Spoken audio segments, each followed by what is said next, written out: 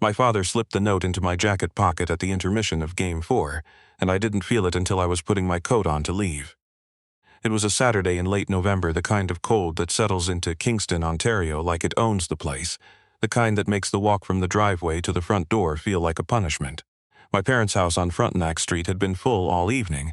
My Uncle Bernard and his wife, two of my father's old work buddies from the electrical union, my cousin Daphne and her new boyfriend whose name I kept forgetting. My mother Diane had made her white bean soup and her cornbread, the same thing she'd made for every Senators game since I was 9 years old, even though my father had watched exactly one Senators game in the last decade because he'd switched to following the Leafs out of what he called principled stubbornness. The evening was exactly what it always was, loud and warm and slightly chaotic, the way houses get when there are too many opinions and not enough coasters. I was reaching for my coat in the front hallway when I felt the paper. A folded note, small, tucked into the inside breast pocket. I hadn't put it there. My father, Raymond Bouchard, Ray to everyone who'd known him more than 5 minutes, was standing by the door saying goodbye to Bernard. 72 years old, retired electrician, the man who had rewired half the commercial properties in eastern Ontario over a 40-year career and could still tell you the gauge of wire running through a wall just by looking at it. He was laughing at something, Bernard said, his hand on the doorframe completely relaxed. Except he wasn't looking at Bernard. He was looking at me. And the moment our eyes met, something moved across his face that I had never seen there before. It was gone in less than a second, replaced immediately by the familiar crinkle of a man about to deliver a punchline, but I saw it. Fear. Raymond Bouchard had not been afraid of anything in my living memory. This was a man who had climbed hydro towers in January ice storms to fix junction boxes, who had been first into a burning garage in 2009 when our neighbor's car caught fire and pulled her dog out through a window, who had sat in the same chair in the same hospital waiting room for 11 hours when my mother had her hip replaced, and not moved and not complained and not shown a single sign that he was anything other than completely certain everything would be fine. I put the note in my pocket. I hugged my mother, told my father I'd call him tomorrow, buckled my son Eli into his car seat, and drove out of Kingston with my wife Simone in the passenger seat and a folded piece of paper burning a hole in my chest. The drive from Kingston to Barrie is almost 3 hours on a good night. That night it felt like 10. "You're not here," Simone said. She was looking at me the way she looks at her patients sometimes, her head slightly tilted, her voice quiet. Simone is an occupational therapist. She spends her days figuring out what people aren't saying, reading posture and silence and the way someone holds a coffee cup. She was very good at her job. She was also very good at reading me. "I'm tired." "You're not tired. What did your father put in your pocket?" "What do you mean?" "Owen." She said my name the way she said it when she was done with the preliminary round. "I saw him at the door. I didn't say anything because we were leaving, but I saw him." I had married a woman who noticed everything. I had known this since our second date when she had told me, unprompted, that the reason I ordered a Caesar instead of a beer was because I was nervous and familiar choices felt safer. She had been right. She was right now. "I'll tell you when we get home," I said. She looked at Eli in the mirror. He was already asleep, his head lolling against the side of his car seat, his Thomas the Tank Engine stuffed toy wedged under one arm. 4 years old, 38 pounds, the most important fact in my universe. "Okay," she said, "when we get home." We got in just before midnight. I carried Eli up to his room, laid him down, stood at the edge of his bed for a moment in the dark. His room smelled like crayon shavings and the bubblegum shampoo my mother had bought him. He had my father's ears and Simone's stubbornness and a way of laughing with his whole body that still caught me off guard sometimes, the pure uncomplicated joy of it. Whatever was in that note, whatever my father was afraid of, this boy was why I needed to understand it. I went downstairs. Simone was at the kitchen table, kettle on, 2 mugs, the overhead light bright. She sat the way she sat for serious conversations, spine straight, hands around her mug, eyes clear and ready. "Show me," she said. I took the note out of my pocket and unfolded it. My father's handwriting, precise block letters, the writing of a man who had spent decades labeling circuit breakers and wiring diagrams, who understood that clarity could be the difference between a working building and an electrical fire. It was short, 6 lines. "Owen, don't show your mother. Don't call tonight. She's expecting you. Her name is Trembling, RCMP. I should have told you years ago, I'm sorry. There's an envelope in my safety deposit box at TD on Princess Street. Key is behind the workbench, left side, 3rd hook. Pack a bag. Don't wait, Dad." I read it twice, then I put it on the table so Simone could read it. She read it once carefully, then set it down. "RCMP," she said. "That's what it says." "Why would your father have an RCMP contact?" "I have no idea." She picked up the note again, read the line about the safety deposit box, set it down, picked up her mug and held it without drinking from it. "Call her," she said. "It's midnight. It says she's expecting you." I picked up my phone. The number on the note had a 613 area code Ottawa. I dialed. It rang once. "Trembling. My name is Owen Bouchard. My father is Raymond Bouchard. He gave me your number tonight." A pause, not the pause of someone caught off guard, the pause of someone switching modes. "Mr. Bouchard." Her voice was controlled, professional, carrying the particular calm of someone who had delivered bad news so many times it had become a form of steadiness. "I've been expecting your call. Your father contacted me 3 days ago. Can you tell me what this is about?" "How much has he told you?" 6 lines on a piece of paper. Another pause. "Are you at home? Is your family with you?" "My wife and my son, yes." "Okay, I need you to listen carefully. Your father has been known to the RCMP for a long time, Mr. Bouchard. He has been a significant asset to this organization, and he is currently in a situation that represents a credible threat to both him and to members of his immediate family, which includes you." She said it the way you say something you've rehearsed, not because it doesn't matter, but because precision matters more than tone.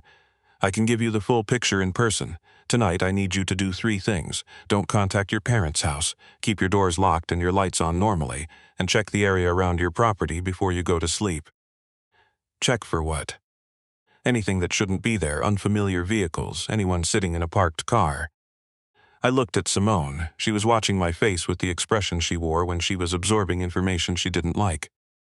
"How serious is this?" I said. "Serious enough that I'm answering my phone at midnight." She paused. "Get some rest if you can. I'll be at your door at 7 a.m. She hung up.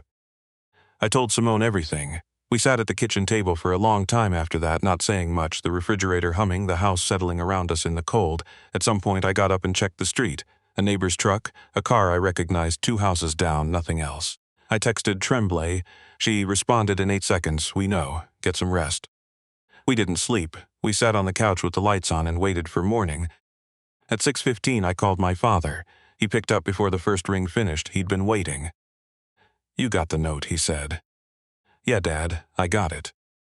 The line was quiet. I could hear the television in the background, the low murmur of a news channel. I could hear the house settling. I had grown up in that house. I had learned to skate in the driveway, learned to drive in the parking lot of St. Lawrence College, learned to fix a leaky tap in the basement with my father standing beside me, telling me which way to turn the wrench. I knew every sound that house made. "Tell me," I said, "the parts that didn't fit in 6 lines." He exhaled. It was a long breath, the breath of a man setting something down that had been very heavy for a very long time. "It was 1989, he said. "I was 27, I had my journeyman's ticket, and I was doing contract work all over eastern Ontario, everywhere they needed an electrician. One of my regular contracts was a commercial property management company out of Kingston. They owned office buildings, warehouses, a couple of industrial units. I was their guy. Any electrical issue, they called Ray Bouchard." "What was the company?" "Kessler Property Holdings. The man who owned it was named Victor Kessler. I didn't know what he was. I didn't know what the company was. I was just the electrician. I came in, I fixed what needed fixing, I left." "What changed?" "In the spring of '89, I was rewiring a service panel in one of the warehouse units off Bath Road, routine job, couple of days. On the second day I needed to access a utility corridor behind the main floor. I had the key because they'd given me full access to the building. I went in and..." He stopped. "Dad." There were 14 men in that corridor, at a folding table, cutting something, bagging something, and the smell, even if I hadn't known what it was by sight, the smell would have told me. He paused again. I backed out. I went back to the panel, finished what I was doing, packed my tools, and drove to a Tim Hortons on Princess Street. I sat there for 2 hours drinking coffee I didn't taste. And then I drove to the police detachment on Patrick Street and asked to speak to someone in plainclothes. They put me in a room, and 2 hours later, 2 men came in, RCMP. They had been watching Kessler for 8 months. They told me I had walked into a distribution warehouse for one of the largest drug trafficking networks operating between Montreal and Toronto, and they asked me if I'd be willing to help. I looked at Simone. She was sitting across from me at the kitchen table, listening to everything, her hands folded, very still. "You said yes," I said. "I said yes." A long pause. "I said yes because the man who asked me, his name was Dennis Fortin. He's retired now. He's the one who called me when this started." Dennis looked at me across that table and he said, "Ray, you have access to every building this man owns. You go places nobody else goes. You're invisible. Electricians are invisible. He said those men in that warehouse, they're moving product from Montreal to Toronto to the United States. We know the structure. We need the evidence. He said you can walk out of here right now and we'll never call you again. But if you walk out, those men keep operating and more families pay for it. So you stayed. I stayed for 15 years, Owen, until 2004. Every time Kessler's people called me for a job, I went. I did the work, the electrical work. All of it was real. All of it was legitimate. And while I was there, I noted everything I saw. Entry points, storage locations, faces, vehicles. I'd go home, write it out, and meet Dennis at a diner on Division Street once a week, every week, for 15 years. I tried to put it together, 1989 to 2004. I was born in 1981. That meant my father had been doing this since I was 8 years old. He had been doing it while he drove me to hockey practice, while he helped me with physics homework, while he taught me to drive. He had been carrying this while he walked me down the aisle at my wedding. He had been carrying it the day Eli was born. Were you ever scared? I asked. Every day, every single day, I was scared on the drive to every job, scared on the drive home. I was scared every night I sat across the table from your mother and knew she was looking at a person she thought she knew completely. His voice had changed, not softer, flatter. The flatness of someone describing a fact they have had a long time to reckon with. That's the part they don't prepare you for. The lying, not the danger. The lying. Every emergency call, every late night, every time I said I was going back to a job site, your mother never doubted me. Electricians work odd hours. She knew that, and I used every inch of it. Did she ever suspect? Never, not once. She'd ask why I looked tired, and I'd say the job ran long. She'd ask why I was quiet, and I'd say I had a lot on my mind. She's the most trusting woman I've ever known, and I spent 15 years counting on that. His voice broke slightly at the edges. I am not proud of that, Owen. What happened in 2004? The RCMP moved. They had what they needed. Victor Kessler was arrested in March 2004 along with 19 members of his organization. He was charged with drug trafficking, money laundering, conspiracy. He got 22 years. He died in Collins Bay Institution in 2018, before he ever got out. A pause. I was given a commendation I could never show anyone, a modest monthly supplement I could never explain, and a guarantee that my identity would remain sealed permanently. And it held? For 20 years it held until 6 weeks ago. I waited. Kessler's son, Marcus Kessler, he's 49. He served 9 years himself on related charges. He was involved in the organization by the time he was in his 20s. He's been out since 2017. Dennis still has contacts, Owen. Dennis heard 3 weeks ago that Marcus had managed to obtain a partially unredacted version of documents from his father's trial through a civil application he filed in Ontario Superior Court. In those documents, there was a reference to a confidential civilian informant with access to Kessler's properties, an electrician based in Kingston. That's enough to identify you. Dennis said Marcus has people in Kingston. They were spotted near the house on Frontenac last week. Dennis called me Tuesday and said I needed to move, that I needed to get you and your family to safety, that the threat was real. He stopped. I should have told you at dinner. I should have sat you down and told you everything, but I couldn't do it with your mother in the other room and Bernard at the table and Eli running around. I couldn't do it. So you put a note in my pocket. At the intermission, you hung your coat on the hook in the hallway. Yes, another pause. That's not how this should have gone. I know that. I didn't say anything for a moment. The kitchen was quiet. Upstairs, I could hear Eli moving in his bed, the small shuffling sounds of a child rearranging himself in sleep. There's an envelope in the safety deposit box, I said. Cash. I've been setting money aside for 25 years. Between my savings and the RCMP supplement, there's $280,000. It's yours and Simone's and Eli's, for whatever you need to get safe and stay safe until this is resolved. He said it quickly, like he'd been waiting to get to that part. The key is where I said. Behind the workbench. Dad. Don't argue with me about the money. It exists because of you. It was always for this. Sergeant Colette Trembling arrived at our door at 7 a.m. exactly. She was in her late 30s, compact, wearing a dark jacket, carrying a leather folder. Behind her in the driveway were 2 unmarked vehicles. She had the expression of someone who had done this before, not bored with it, not casual about it, but not afraid of it either. The face of competence. Mr. Bouchard, she said, I'm sorry we're meeting like this. Tell me what you know. She came inside. She sat at the kitchen table where Simone and I had been sitting all night, and she told us, calmly and precisely, what the RCMP had confirmed. Marcus Kessler had retained private investigators who had been conducting surveillance in Kingston for 6 weeks. 2 individuals linked to Kessler had been identified at a motel on the edge of Kingston 3 days prior. RCMP surveillance units had been monitoring them since.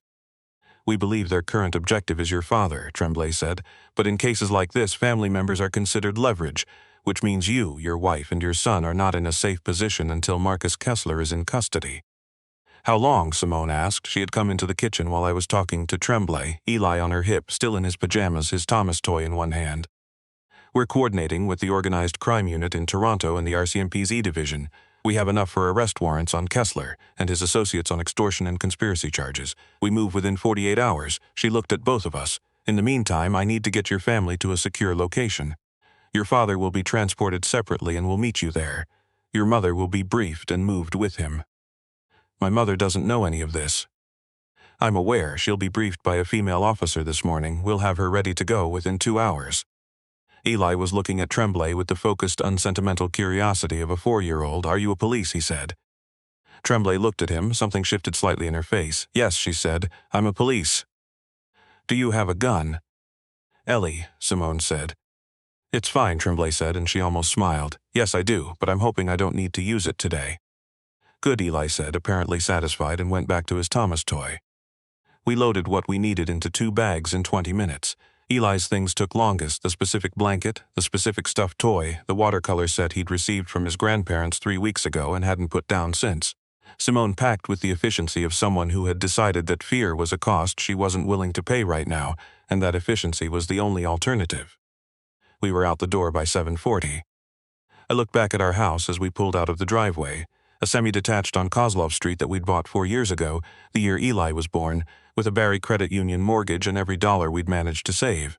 The backyard had a skating rink I'd built from scratch last January, boards and all, because my father had built one for me in Kingston when I was 6, and I had promised myself I'd do the same thing for my son.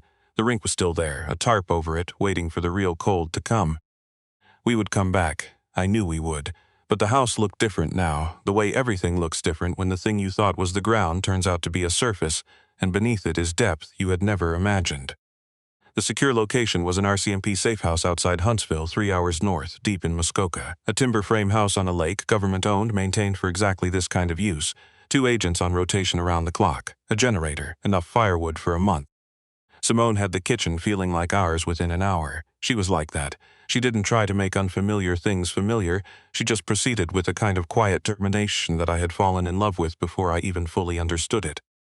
My parents arrived that afternoon in a separate vehicle.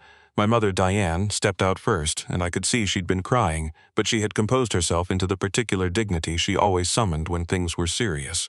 She was 69 years old, and she had the posture of someone who had decided a long time ago that falling apart was a choice she wasn't going to make. She hugged me for a long time without saying anything. My father came in behind her carrying a duffel bag and his old work bag, the worn canvas tool roll he'd carried for 40 years, the one with his lineman's pliers and his voltage tester, and the Klein screwdrivers he'd had since before I was born. I didn't know why he brought it. Maybe habit. Maybe because it was the most honest thing he owned. Eli spotted him from across the room. "Prepare Ray," he ran at my father with the full-body commitment that only small children bring to reunions, and my father scooped him up with the ease of a man half his age, holding him high enough that Eli could see the rafters. "Hey there, little engineer," my father said. "Are we at a camping house?" "Something like that, yeah." "Can we build something?" My father looked at me over Eli's head. His eyes were tired, but the fear that I had seen flash across his face at the hockey game was gone, replaced something I recognized but hadn't expected: relief. The relief of a man who has spent decades carrying something alone and has finally, at last, put it down somewhere other people can help hold it. "Yeah," he said. "I brought my tools. We'll find something to build." That night, after Eli was asleep and my mother and Simone were in the main room with the fire going, my father and I sat at the kitchen table with 2 cups of coffee. The overhead light in the kitchen buzzed the way old fixtures do in houses that haven't been updated since the 1990s. Through the window there was nothing but dark trees and the faint shine of the lake. "Your mother," he said. "How did she take it?" He wrapped his hands around his mug. His hands were the hands of a man who had worked with electricity for 40 years. Burn scars on the left thumb and forefinger from a flash burn in 1994, the ring and pinky finger on his right hand slightly crooked from a fall off a ladder in the late 90s. I had watched those hands my whole life, fix things, build things, hold things, pass tools across a workbench, lift a grandson. "She didn't speak to me for about 2 hours in the car," he said. "Then she took my hand." He paused. "She told me she wished she'd known, not so she could have done anything differently, just so I hadn't had to carry it alone." He stopped. "I told her there was no version of that conversation that didn't put her at risk, And she said, "Raymond, that was never your decision to make for me." And she was right. He looked at his coffee. She was completely right. We were quiet for a while. "The supplement," I said, "the monthly payment from the RCMP all those years. Where did you tell her it came from?" "Union pension supplement. Dennis and I worked that out early on. They created a paper trail through a federal program that no one would think to question. I told your mother my union local had a long service provision for members who'd taken on special safety roles. She accepted it because there was no reason not to." He shook his head slowly. 15 years of lies, about 15 years of lies. It compounds. That's what nobody tells you. "But you did the right thing." He looked at me directly. His eyes were my eyes, the same gray, the same slight downward tilt at the outer corners that I'd inherited and passed to Eli. "I put away dangerous people," he said. "I helped the RCMP build a case that took down a trafficking network that was moving drugs from Montreal into communities across Ontario and into the States. That's a fact. That's what I did." He paused. Whether that justified 15 years of lying to my wife and raising my son inside a secret, I don't know. I genuinely don't know, Owen. I've had 20 years to decide, and I still don't. I reached across the table and put my hand on his forearm. He looked down at it, then he put his other hand on top of mine. "You're the reason I said yes," he said quietly. "Not the reason I said yes at the beginning. You weren't born yet. But the reason I kept saying yes. You were 8 years old when I started. You were 23 when it ended. Everything I did in those 15 years, every note I wrote, every meeting with Dennis, every job I did inside those buildings while I was watching and listening, I did it because I didn't want the world Kessler was building to be the world you grew up in." He squeezed my hand. "Whether that's a good reason or just a reason, I'm not sure, but it's the only one I've got." "It's enough," I said. "It's more than enough." He didn't respond. He looked out the window at the dark lake. I could hear him breathing.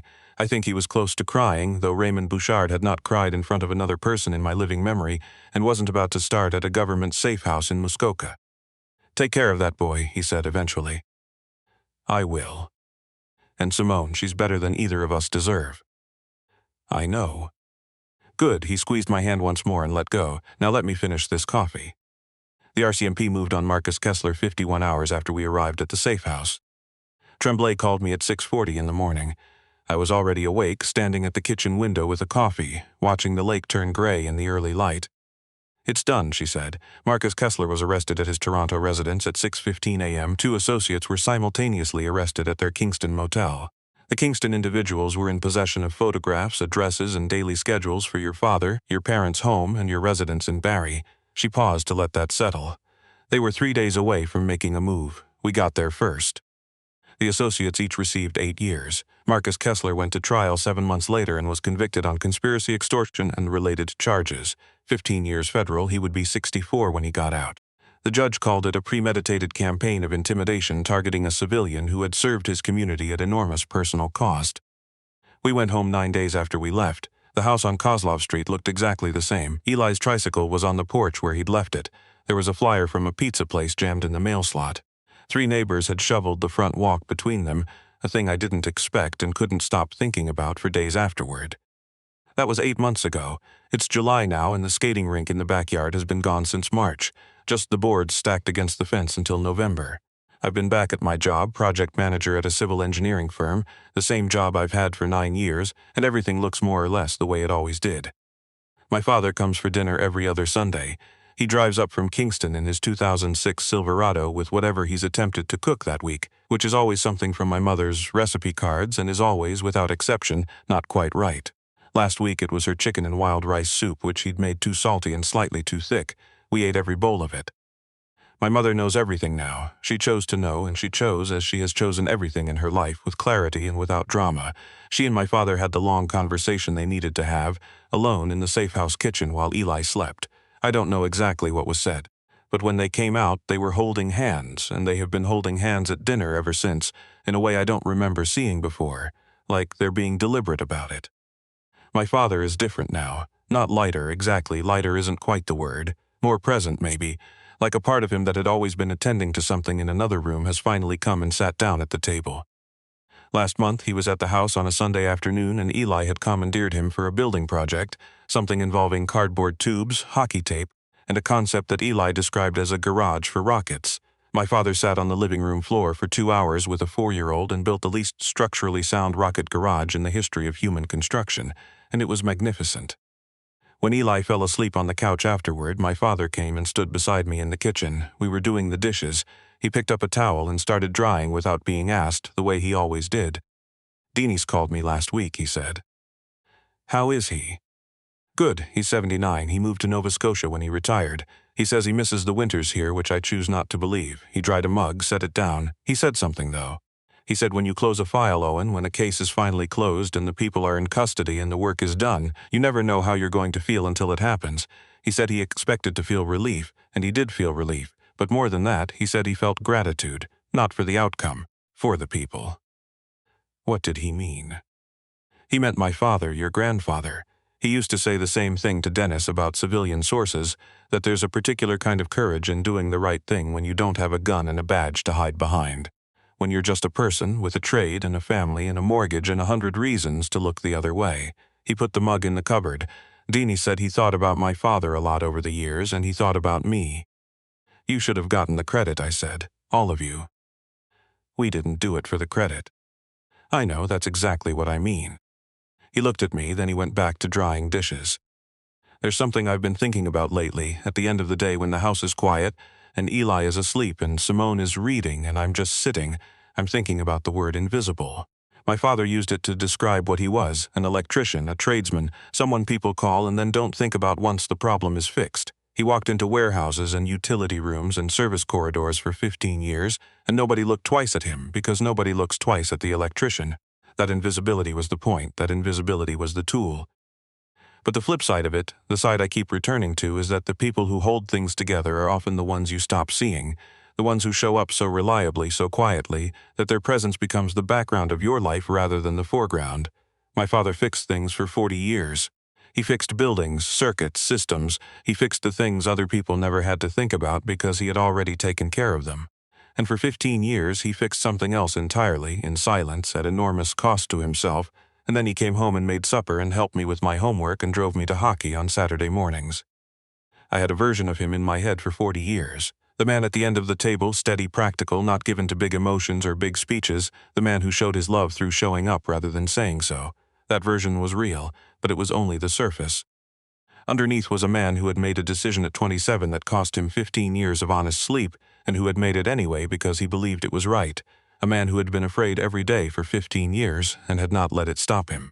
A man who built a skating rink in a Kingston backyard every winter for 10 years because his son loved hockey and that was what fathers did. There is a rocket garage made of cardboard tubes and hockey tape sitting in my living room right now. It is listing to one side and one of the tubes has already separated from the main structure. It will not survive contact with an actual rocket. It is the most important thing in the room. Eli made it with my father's hands guiding his, the same hands that had spent 15 years fixing things the rest of us never knew were broken. I called my father this morning. He answered on the second ring. "Coming Sunday," he said. "I'm trying your mother's tourtière. Don't get your hopes up." "I'll make a backup," I said. "Smart." A pause. "How's Eli?" "He's asking if the rocket garage needs a runway." "Tell him yes, we'll figure that out Sunday." I told him I loved him. He said he loved me too in the way he says most things, quickly, simply, without performance. Then he told me not to forget to check the pressure on my left rear tire because it had looked low when he was there last time and hung up. This is who he is. This is who he has always been. A man with a canvas tool roll and a Silverado and a head full of practical knowledge about the world who checks tire pressure and shows up when he says he'll show up and builds things with his grandchild on Sunday afternoons. And also the man who spent 15 years walking into the dark so the rest of us could live in the light. Just an electrician who noticed things. If you're watching this and there's someone in your life who does their work quietly, who shows up without asking for recognition, who carries more than they ever let on, I want to ask you something. Do you know their full story? Because I thought I knew my father's. I had known him for 40 years. I had shaken hands with maybe a third of him. What would you do if someone you trusted pressed a note into your pocket and said, "Don't wait"? Would you trust them without asking why? Would you need to understand before you moved? And have you ever found out that someone you loved was living a different life alongside the one you shared, not to deceive you, but to protect you? I know what that feels like now. The ground shifts. Everything solid turns out to have depth you couldn't see. And when the disorientation fades, what's left is something that doesn't have a simple name. It's gratitude and grief and pride all at once, all tangled up in the image of a man driving home alone in the dark from a diner on Division Street, writing down everything he'd seen that week, knowing he couldn't tell a soul. That's my father. Drop your thoughts in the comments. I read them all.